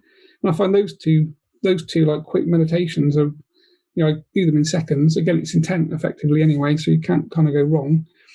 And for me, they're quite powerful, and they're the ones that I used to kind of teach when around meditation groups and things. It's just that just connecting to the core gold or white light, and then obviously that kind of purple flame as a kind of method of burning away any negativity or any negative cords, that type of thing. And I think of it like a bubble. Is that accurate? Yeah, I used to sort of see myself in an egg almost, like a golden egg, and I used to visualize a door that opened, and I would walk inside that door and close it, and then I would see myself as my human form, and then in my mind's eye I would see that form basically sort of disintegrate, so that I just became sort of cellular level. So all of my cells were just in that golden bubble, and then I'd kind of visualize any dark ones and just pull them out effectively. So any low vibration at a cellular level I would take out of that bubble and just kind of burn it away effectively, and then just replace it with golden light. So I found that quite well, because that, again, through your intent, you're basically separating any low-level negative vibration in your sort of spiritual being, really, and pulling out of that kind of energetic core part of you. Yes, and I'm an avid meditator. That's part of my devotional living practice that I've established throughout the last decade. I woke up in 2012 officially, but I would say my whole life was that. I just got quote unquote off track from addiction, but yet it was all in divine timing, exactly as it was supposed to be in terms of my organic life blueprint. I think a lot of this is just, picking off the imprints, the conditionings, the social engineerings, the propaganda, and getting back to your own divinity, right? So how important is meditation to you? It's sort of up there, number one, really. I mean, I obviously, for me, meditation, before I kind of, started to sort of traverse that spiritual path, I was like everybody else, where lots of thoughts are coming in, most of which are sort of negatively based. So kind of obviously pushed me onto the spiritual path, and then started to do meditation. Got to a point that, I eventually sort of noticed I had no thought. So I can sit in a room and just have no thoughts. Your dog can bark, someone can knock the door, and I might think, oh, the dog's barking or the door's being knocked, but there's no other thought at all. So it's almost like I've got to a place where I can just control that whole thought process. And I think you can't get there unless you meditate, really, because you need to get control of your mind. Yeah. Whereas most people, the ego is running the body or the mind all of the time. Totally.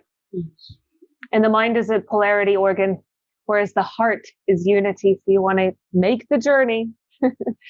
That 13-inch journey, they call it, from the head to the heart. And a lot of the film I made was about heart-brain coherence and how important that is, not only individually, but as an agent of contagion. So to create that chain reaction in others, because if you hold that in you, holding the line, holding the light, which is something you said a few times in this conversation, you hold the frequency, you naturally spark it in others. That's universal law. Am I correct? Yeah, exactly. That's exactly how I see it, really. And when I was sort of teaching meditation groups and things, that's what we would, I kind of banged on about the whole.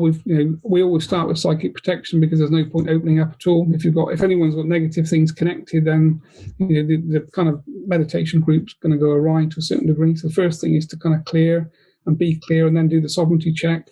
And then if we're connecting and talking to other spiritual beings, I'd always ask them 3 times, are you from the highest light? So again, the kind of universal laws are, if they're not from the highest light, they have to say no, normally on the 3rd test. And that way that you've connected to something negative. And then, of course, you can disconnect from that and then move forward again. So that's, again, like a really simple thing. Yeah. And it's like massively powerful. And again, massively powerful. And chakra alignment as well. Maybe we can touch on that. I am trying to bring it to a close here, Andy, because you probably want your dinner. I've had dinner, actually. Good. I was well prepared. Yeah. Yes, you were well prepared. Well done. I figured I ought to eat first. It's that man thing, isn't it? We get grumpy if we don't eat. I think it's a human thing. I'm grumpy when I don't eat too. Yeah, exactly. Yeah, but from a chakra perspective, obviously chakras are, your energy vortexes for your body, really. So if they're not open and obviously pulling energy through you, then effectively, you're going to manifest some type of disease or problem. So that kind of goes hand in hand with sort of clearing and meditation, really. So for me, like this whole spiritual thing should be so simple. It should just be, are you sovereign, yes or no? If it's yes, that's great. If it's no, ask your guys to disconnect what's with you. And then if you want to work in the occult space and talk to other energies, different dimensional frequencies, asking them, are they from the highest light 3 times is the first test. And if you don't get 3 yeses, then you just disengage immediately and, don't kind of proceed. So having your chakras open and those simple rules kind of tick most of the boxes for most people, I would think. Yes, absolutely. To somebody who doesn't have a secure connection to spirit at the moment, what would you recommend for them in terms of like maybe dowsing or a tool to help them get an answer for the sovereignty check and some of those other tests? Yeah, it's a really good question, actually. It's how I started. So, I'm not naturally gifted and naturally psychic from birth. I didn't believe in anything spiritual until I was like 30, really. So I started off just with dowsing with crystals and just asking the yes and no's and that sort of thing. So it's quite a good way to start, effectively, and then kind of move into sort of meditating. And then when you're meditating, you can connect to spirit and start to ask questions. The other thing I quite like is the oracle cards.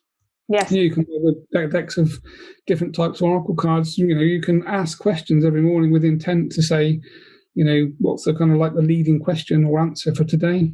And quite often I get things like drink more water, and you think, okay, fair enough. And, or let go. And they just kind of like give you hints really on what you need to think about in your day or what's going on in your life that is quite prominent. Yes.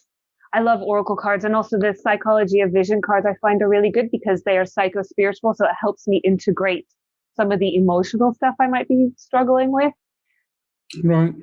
Yeah. Which are really good. It's Chuck Spezzano's work. So, yeah. What about Ouija boards? I got into trouble at a young age. I was probably like 8 playing around with a Ouija board, and I'm sure that I got some really not so fun attachments from that experience. Yeah, it's a really good question. The Ouija boards are kind of like a double-edged sword, aren't they, really? Because obviously if you're a medium or psychic, in the right hands, you can engage with and talk to spirit in a quite a positive way. But for most people that just play with them, it's when they're doing something socially, they're probably drinking and having a bit of a laugh on a Saturday night. And then you start asking, who's there. And Chen's take on that is, when you do that, effectively you're opening a door to spirit, but only negative spirit's likely to answer. So any spirit positive, or positively biased spirit like Chen would never come and talk to you whilst you're drinking and having a laugh with your friends with a sort of Ouija board, because obviously they know that the intent is not particularly positive and it's recreational as opposed to spiritual, effectively. So it's almost like picking up the phone book of kind of like axe murderers and opening it onto a page and giving them a call to see, are they free to have a chat? Which, we'd never do that in the physical, but for some reason people think that it's kind of okay to do that with a Ouija board. Yeah. Interesting. It's there's so many revelations to be had on the spiritual path, and it's ongoing. And that's what's so exciting about it, is all these things that we might have played with, or maybe different experiences we had. For me, it starts to make sense the more that I understand and have these conversations. And, I'm learning like the rest of us, and the more I know I don't know at all. And it's so humbling, to think of it that way, because I'm just, a speck.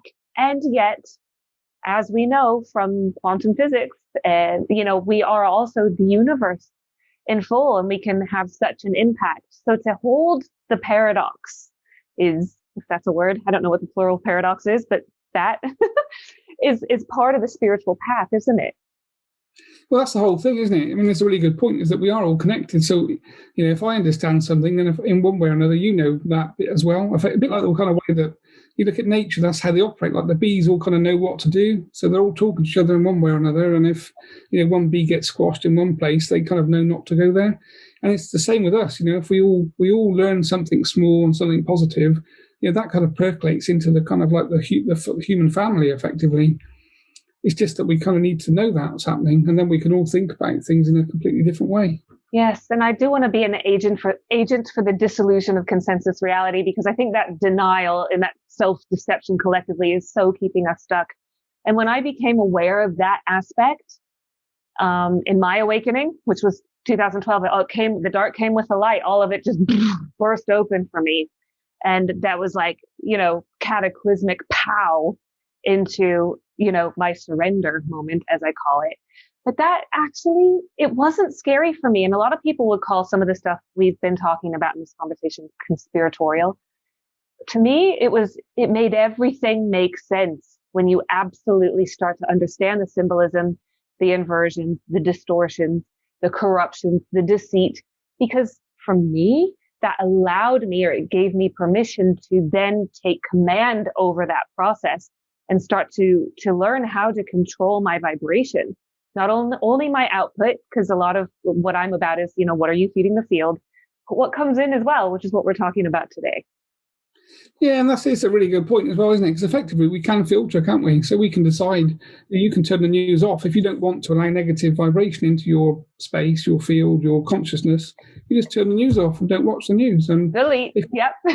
Yeah, and you don't read articles that are negative, and you can start moving into a positive place. And this is one of the things I've kind of been quite big on as well. Really, is that again, we can now filter information we never could before, because we'd turn on the TV.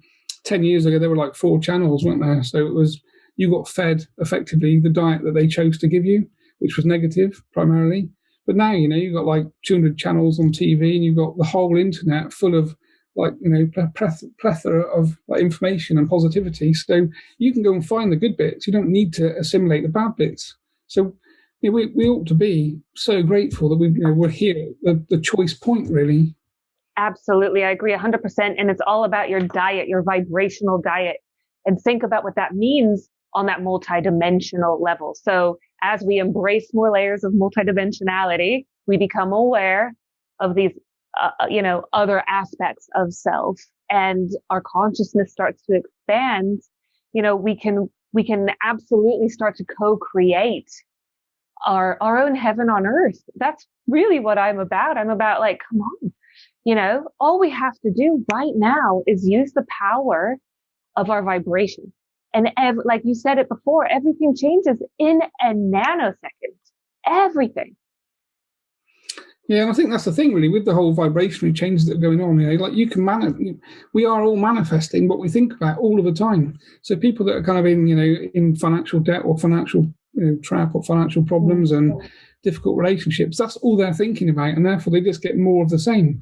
So it's like, just change that thought frequency, and just, even if you don't believe it, just change it, because effectively, that's what will happen. You'll start attracting the good things rather than the bad things. It's just that most people live in that world of continually moaning about their life and their relationships and the people that are in their life and the financial problems. And because they focus on that completely, they just get more of the same. Whereas if you just step outside of that and just for a few weeks, just start almost like lying to yourself that your life is good and you're expecting good things and you like your job, and just start thinking about the good things that you want for yourself, and the next thing you know, everything will shift. Yeah, the law of attraction is always working for you, whether you know it or not, whether you want to admit it or not, whether you own it or not. So you might as well start owning it. It's a perfect way to say it, actually, isn't it? That is the whole thing in a nutshell, really. Yeah, and just to come to an end, the world according to Chen, what can we maybe expect? I know a lot of this is about detaching from detaching from outcomes, if you will, and not expecting much and moving more into acceptance. But in terms of probable timelines, what might we be able to expect on the global scene? Maybe politics, maybe, the different agendas we mentioned at play, clearing these dense consciousnesses, whether it's slave mentality, whether it's human sex trafficking, whether it's political corruption, whether it's big pharma, big tech censorship. I could go on. Those are just the 5 that popped into my head immediately. What can we expect? Well, I guess they're the big 5, aren't they? They are the big 5 that you covered, really. And, as you were saying that, Chen was sort of stood behind me nodding and laughing. And, his I love Chen. His opinion of the world is that, things are going to get dark for a bit, really, probably. Yeah. As that dark side shows itself. So, cities probably aren't going to be great places to be because, when we were moving house back 4 or 5 years ago, we were looking at different places and places like locality to work. And, I'll talk to Chen all the time anyway. And he said, just forget about cities. He said, because you don't really want to be in those places because they're going to be quite dark places effectively. And, yes. Things aren't going to be great in cities. So there's probably going to be quite a lot of lawlessness and a lot of negativity, which I guess is what we're kind of seeing now, really. So his take is that things, from a kind of practical layer on 3D, are probably going to be a bit tricky for a couple of years. But what's going to happen is we're going to kind of come out of that when people start to see that there is different choices and we are potentially going down the wrong path. That will be the sort of pressure point for people to make change, which is what he's expecting to happen. So his take is, years ago, he said to me, when we started working in that negative space, that I wasn't that keen on, sort of 15 years ago, really, but I felt like a chess pawn being pushed across the board. There was no real choice. It's like you said, that's what you're here to do. It's like you're going to do it one way or another. So you either can do it working with us or we'll just force your hand, basically. But his take was then that, this whole sort of hearing voices, intrusive thought, schizophrenia thing was going to become massive based upon, drugs, big pharma problems and that kind of thing. As much as some big pharma is good, there's also a negative side of it. So, he was expecting this massive problem. And the other thing he sort of showed me, which is quite interesting, really, he was sort of saying that at some point we'd almost have that like Star Wars bar scenario whereby, we're kind of sat in Costa Coffee, with other dimensional entities that we can see. So they might be in a different frequency to us, but we'd actually be able to see them. So we could be, you and I could be sat there in our physical, and right next to us could be 2 other, extraterrestrial type energies, but we can see them in their vibrational form. So we are going to start to see through dimensions and through vibration. And that's going to be very difficult for some people probably because, it will be a frightening place to be to start with. And his opinion is that's why, we're here as the kind of first wave of turned on spiritual people to get spirituality out there on the, on TV and the internet and like your documentary and things, just to get people to, there's a place to go. When it happens to you, you can go and find a place where other people know what you're talking about and experiencing. And, we can we can all hold each other's hand and walk that path together, basically. Yes, as light workers, I call it, we're the way showers. We're showing the way and we're spearheading this ascension to 5D, which I believe is being created, by the heart structure through living from your heart. And you hit the nail on the head there, Andy, because it is the friction that polishes the stone. It's the shadow that defines the light. I learned that when I was learning how to life draw. It's true on every level, You would have a blank page if you didn't have dark defining the form of the human figure. Yeah, and you can take that as a metaphor for all of it, And everything you've said, like Chen's sort of predictions, if you will, that really jives with my intuitive impressions as well. I do believe we're going to see, we haven't seen the end of the trumpet energies, if you will. And I believe maybe springtime we'll see something happen in that area. But in terms of, the upheaval, yeah, it's going to get more chaotic, but that is exactly what has to happen for us to ascend. Yeah, and there's a great side to it as well. I mean, if you look at nature now, because we're not driving our cars and planes aren't flying around, like nature's thriving. I mean, I went out for a bike ride, mountain bike ride through the woods the other week, and I thought, I've never, the air was really clear, which it's normally not, and I come back coughing a bit, and I noticed that like there's just more of everything in nature around because we're not out there anymore. We're all trapped in watching Netflix. So, nature's actually got this opportunity now to thrive without kind of human. Yeah.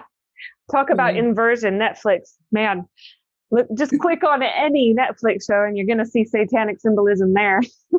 Which is really good, isn't it? Because it's showing itself. And every time we watch, Jane and I watch it, we look for the black and white floor and go, oh, yeah, there you go, there's the sun. There it is. Yeah.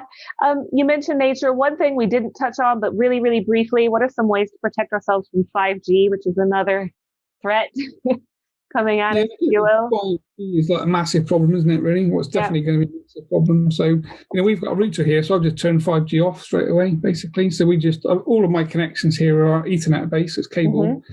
And obviously the phones are still Wi-Fi, but connected to 3G. Mm-hmm. And then we're just making sure that we've just bought new phones recently that are still on 3G. So we're not kind of going over to the 5G thing. So obviously there's that way of doing things primarily, is to make sure that you're not actively using 5G in your house, even though your neighbours might be. And obviously you can't transmit 5G. But again, placing sort of crystals around the house and lots of plants, again, is something that we've got here because they help to purify the air and, the whole sort of photosynthesis thing of sort of breathing in like carbon dioxide and giving out oxygen. So they're good for your environment. I mean, ultimately, again, it's a choice of trying to not adopt the new technology, really, which is going to be difficult. Of course, they're rolling it out anyway, and they know what the problem. They know that it causes massive problems, but obviously 3G kind of did as well, really. So it's just a next level, isn't it? So it is, and it's a new level as well, saying no, I do not consent. That's like the phrase of the times.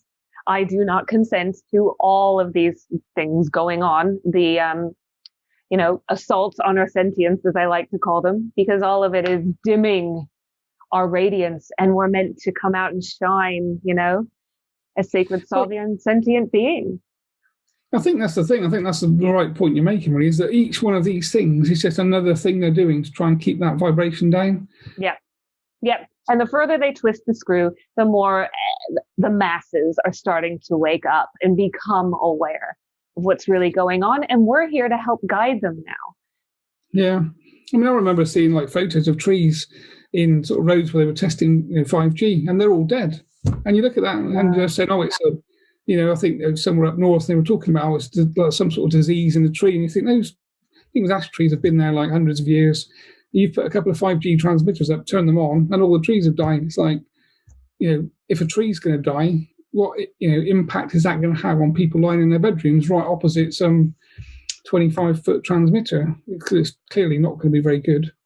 And again, these are reasons why you kind of need to get out of the cities, really, because they're kind of Wi-Fi, electromagnetic sort of places, Havens, absolutely. One thing I do is I put shungite pyramids. It's sort of a grid around my house. It creates like a grid structure to help protect from some of the EMF waves and such, to offer that solution out there. It seems to work for me. And also I have it on my phone, on the back of my phone. You can buy them online. Just make sure it's real shungite. Yeah, that's the thing, isn't it, really? Yeah. I mean, you can almost imagine a day whereby we'd all be kind of like living inside Faraday cages, really, whereby we create some sort of metal structure around us that stops everything coming in. Because, we were talking about moving house a little while ago, and I said, Jane, if next time we move house, we'll move house to somewhere there's no Wi-Fi at all. So go and find somewhere that's in a complete dip, basically, with no phone signal. And that would be the perfect place to live. Yes, 100%. Well, it goes back to protecting ourselves in every way we can and making that a top priority.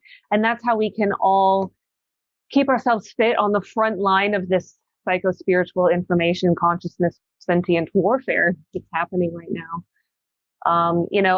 As warriors of the light, if you will, and I like to think of us, those of us who are activated and aware, is sort of anchor points on the grid around Earth that is serving to create that 5D structure and beyond. And that's a really interesting point, actually, because I know quite a lot of people like ourselves, and most people like us end up living in the most negative places because, of course, you get put into the most negative places, the vibration effectively. Oh my God, I'm so glad you said that, because I often think, how did I end up here? No offense to the UK. I love the UK, but it's not very sunny a lot of the time, for one. But I know I'm meant to be here, and it was all divinely planned. I mean, obviously, I'm American. I'm from Springfield, Missouri. It's a small town in the Midwest. So for me to end up here is slightly random. It was a succession of random events that led me here. And then I had my children, and here I had to plant and stay for a while. I liked being a nomad. I'm a wanderer at heart. I'm a gypsy, cosmic gypsy. But that is the thing, isn't it? Is that, the people with the highest vibration need to be in the most negative places, don't they? So, yes. In a way, you can take it as a kind of good thing that you've been put somewhere negative. Oh, I know exactly why I'm here, 100%. And I'm grateful that I am, because, it's those chinks of light, and we're starting to really connect and actually start to communicate telepathically, and that's like, all these things are the next step. I see us forming, I call them islands of light, but I don't mean island in the maybe geographical sense. I mean, maybe partially, but, we're our own island of light, and we're holding that structure and letting it vibrate in potency until it can collapse into physical reality as the golden age that we want to see, a more compassionate humanity, the end of the dark era, and all the corruption comes to a head and is dissolved, and we free the children, and all these, the slave consciousness and the shaming and everything that goes along with it can transmute and transcend. Yeah, I think we're there, aren't we? It's actually happening now. It is 100%. We just need to keep on with it, basically, and then not let that go, I think. Yep. Keep on keeping on. So do you have anything else you would like to add? How can people contact you if they would like to get in touch for a clearing? Yeah, so I've got a website basically, which is andy-porter.co.uk, or just type in sort of Andy Porter Psychic Surgeon into Google. My website will pop up. So I've got sort of forms on there. And again, there's quite a lot of information on there. I'm just starting to try and do some videos now and get into this kind of, because this is the whole thing, isn't it, about using techno for our purposes against the dark, really. So I've sort of started, Chen's kind of encouraged me to start doing some YouTube videos and explaining some of the things we've talked about. And because again, I used to write it all down, but people don't really like to read. I loved your book, by the way. I really recommend everyone read your book and read your website as well. It's full of helpful information. I'm the same as you. My guides have been getting at me a long time to do this. The film was so urgent 2 years ago, leading up to this bifurcation and the convergence point and all the madness we're seeing now. And it was to raise awareness about the importance of our emotional body and how our sentience is an absolute superpower that we can use to express our sovereignty and get out of this mess, as a natural part of ascension. Fabulous. And that's the thing, is there's lots of us around, isn't there? It's just connecting to each other and, just trying to hold that light for other people to follow behind, basically. Well, that's it. It's so interesting because for me, my background is journalism. So I was in broadcast journalism up until I finally, succumbed to active alcoholism. And then I drank alcoholically for about 10 years. And then I got sober and retrained, as I was saying. I took about every psychic development, spiritual development, emotional healing, etc. course known to man. And, and started educating myself on all this stuff. And I'm still going, and there's still so much to learn. The greatest role as a teacher is to become the student. And I see that 100%. But I wanted to show the 10-page report that I got from you. I've written all over it now. Just to give people an idea of what you can get if you get in touch with Andy. He is really top of the top. You are so good at what you do, and you came really highly recommended from someone I really, really trust. Lorna Wilson, shout out. And actually. Yep. And thank you for your service to humanity. Yeah, well, thank you, Kristin. You're doing the same thing, really. Just like you say, I think if we can all just walk in our light, then everyone else can follow, and we can change. We can make that change that is going to come one way or another. It's just how long it takes, basically. I think. Yeah, be that change. And like me, like my own story was combining my journalism training with my spiritual knowledge, and being willing to be vulnerable about sharing some of my deepest, darkest, because I do believe that's partly how we heal, is to not keep these things stuck in the closet and not talk about it. The hush hush thing has to go, and we have to get a little bit more brave and courageous in how we share in our own authenticity. And that does mean fighting the fear and doing it anyways a lot of the time. But going through that uncertainty and that fear is part of the expansion of consciousness that we're all going for, that we all want to see. So for me, combining like the old me with the new me, and that was like my complete divine purpose for this now moment, all in one. My whole life is built up to this point where I'm meant to be activated, aware, and sharing this information with other people. So I'm trying to get new interviews like this, really helpful, useful, practical information, bring the sky to the street to viewers, to help you on your journey. So hopefully there's tons of takeaways from this conversation. You've been amazing.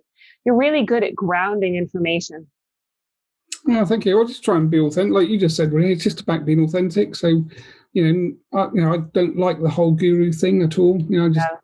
I think I'm just going to be me, really, and just be authentic. I have good days, I have bad days. We're human, aren't we? That's the way we are. So me I just too. Present as I am, really, and hope that reaches people in a kind of authentic, truthful way, because that's who I am, effectively. So I don't pretend to be anything different. Your humility speaks volumes, and your work is really impeccable. And I encourage everyone to check it out, check you out, and just take more, ownership of your own psychic protective modalities, if you will. Your practice, it's a practice, right? So you put these protectivisms in place for a reason, and it's so important. So you really, go ahead. I was going to say, it doesn't actually cost anything either. If you just follow the sort of techniques, really, in terms of just changing how you think and just putting the right things around the house and changing the environment you live in, everything will change around you. So you don't need to spend money. You don't need to go on courses that cost a fortune. You just have conscious awareness and make that change, and things will change very quickly. Yes, our outer worlds are always reflecting our inner worlds. Right? So it's all about that. Just like I always say, like, take command on your interior landscape, and you will see it mirrored back to you from your exterior. And you can take that as clues as well as to where you need to work on. I look at, maybe a tiff I had with my partner, right? Like, oh, okay, that's mirroring back to me an emotion or an aspect of self that is calling my attention. And, attention is a currency. That's why we pay with it. So we then pay attention to that area or that aspect of self that needs you to focus on it. And what we focus on, we feed. And I'm a huge advocate of integration. I think it all boils down to it's not rocket science. Out of all the courses I've ever taken, someone just needed to say integrate, and I would have got the whole thing. Yeah, and that's a lovely way to explain it, actually, because when you do, we all have arguments with our family and friends and loved ones, because, again, we're human, aren't we? So, but when you have that argument, if you can then just run it back in your mind and find out what the start of that was and what did that person say to you that caused that, uncomfortable feeling or slight irritation or slight annoyance, because there's something behind that you need to find. And if you don't find it, it will just keep happening day in, day out. So it's just simple things to do yourself, isn't it? That doesn't cost anything at all. No, it's free. The best things in life are free. And it's I think liberation is a theme here as well. We'll tack that on to sovereignty, authenticity, unity, and immunity. So if we can focus on those, we're doing all right. But I always think at the end of the day, I'm right where I'm supposed to be. And we as humanity are right where we're supposed to be too. Yeah, and that is the takeaway point, I think, isn't it, Kristin, really, that even if you're in a bad place, you're in a bad place for a reason, and only you can change it, basically. Yeah. And if you change it for you, you change it for all of those around you. So you do have a massive responsibility to yourself, primarily. Yes, it's true. So true. And if you feel like you can't reach out for help, because there's so many of us who are available, I'm not shutting down for this, or, I still see clients, and I know lots of people do, and mental health is sort of being a little bit more protected. You've got your support bubbles, if you will, here in the UK, they call it that anyway. But make it your priority. Don't isolate yourself so much, because isolation can kill. I know that from my experience with addiction. Don't isolate yourself so much that you're not connecting to anybody.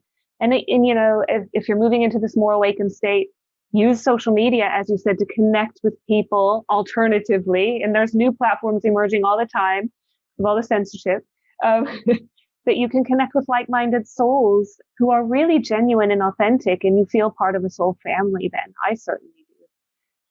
I think that's one of the great things about the spiritual platform, really, is that most people on their spiritual path are older primarily, and we've all been through like traumatic things in our lives, and that's why we ended up on our spiritual path. So when you connect to people like ourselves, we're authentically that. We've been there, we've done things, and we've had bad years, bad days, bad times and things, and then you pop out the other side and you learn, and then you're able to sort of reach back and help people that are in the same position that you've been in.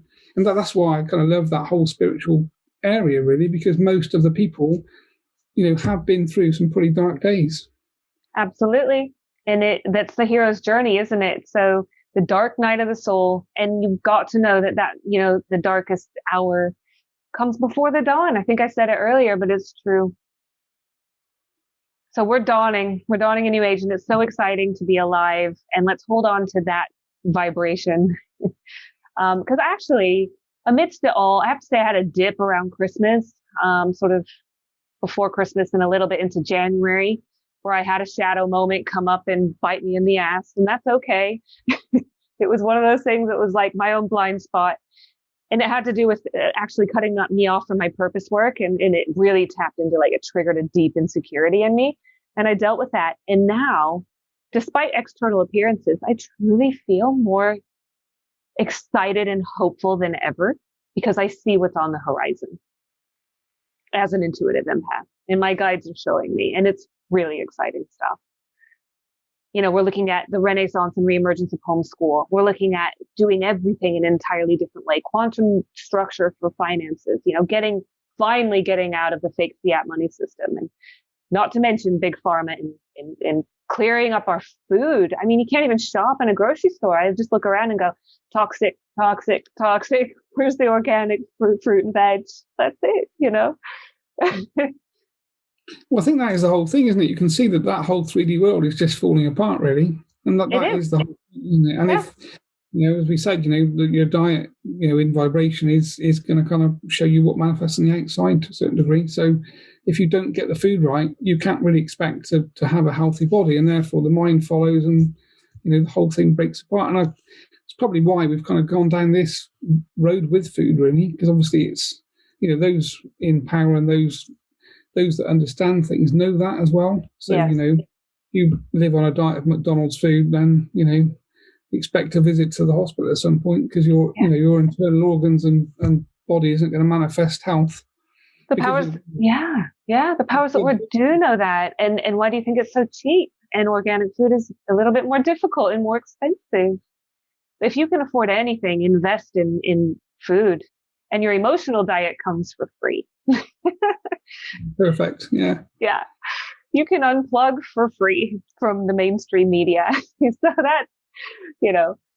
Yeah, well, that's kind of my favorite film is The Matrix, actually, for that whole reason. That whole kind of concept of like Neo and, do you want the red or the blue pill, basically? And that was kind of my sort of, incorporation into the spiritual world, really. It was the red pill, and wow. Yeah. But hey. It's a documentary, I think. Yeah, exactly. And that's actually, right? It's so true. And it's why I made my film. It was my own 5D chess move of trying to get around cognitive dissonance, cognitive rigidity, confirmation bias, all the things that come into play when you start talking about the control agenda. Go, right, okay, let's just look at emotional healing. Because if we do that, we do everything, right? If everything, like Einstein said, I forget the exact quote, but to paraphrase, we can't solve the problem with the same level of consciousness from which it was created. And we can't try to adjust ourselves to an insane world. Like I said, I tried that. It didn't work. I almost killed myself in the process. and embracing my own divinity. Yes, that meant losing most of my friends, but I gained my own wholesomeness in the process. It's becoming friends with yourself at the end of the day, all the different aspects of self, no matter what. And you probably will only have a select few after that, if any at all. But hey, it's the quality, not the quantity, that counts. Yeah, that's how I look at it. Really, I lost, a big group, over 30 probably, but now I've got about 3. Yeah, those same. If I was hanging off a cliff, any of those 3 would be there, sort of thing. But of the other 30, probably 1 or 2 may have turned up if it was the right day. But I'd rather have the quality than the quantity. Me too, 100%. It's all about that. We'll bring it to a close. It's getting on, oh my gosh, 8:30. I really appreciate your time and your wisdom and your knowledge. Thank you for sharing with us and really bringing it down to earth today, which is what it's all about. Yeah, it's been a great chat, Kristin. Thank you for hosting it and obviously providing the platform to get this information out there, really, because we're all trying to do that. And the more of us that can do what you're doing, basically, the more people that can be helped, and the whole thing can cascade outwards. And that's kind of where we need to be, isn't it, really? Yeah, the pleasure is all mine. It doesn't come uber naturally. It's sort of fighting the fear and doing it anyways. I've become a super introvert in my awakening and in my sobriety. But, I used to do this on camera stuff in the past. So I kind of have to get that aspect of self and go, right, I'm going to integrate that and incorporate it and pull that one out of the bag so that I can walk through the fear, feel the fear, and do it anyway for the good of humanity, to be of service in the way that I'm supposed to. I incarnated for this purpose. And everyone has their own unique purpose. I think that's a really important one to end on. Yours would look totally different to mine, but we all have our own original sentience. And that's the whole point, coming back to Jen's thing, even if it's just holding your space, just living and breathing and just holding a higher vibration. If that's all you need to do, you don't need to be on TV or anything else. Just literally just hold your space, basically, and and that way we win. Absolutely, totally, 100%. Well, you're a rock star, and I really enjoyed this conversation. I feel really at ease with you, and it's been an awesome conversation, actually. Thank you so much, Andy. Yeah, I've really enjoyed it as well. Say hi to Chris. I will, and I'll contact you for a clearing in the near future, because it's those spiritual health checks we got to stay on top of, and I'm committed to mine. Yeah, perfect. All right, Kristin, you have a good night. You too, Andy. Thanks a million. Okay, cheers. Bye for now. Till next time.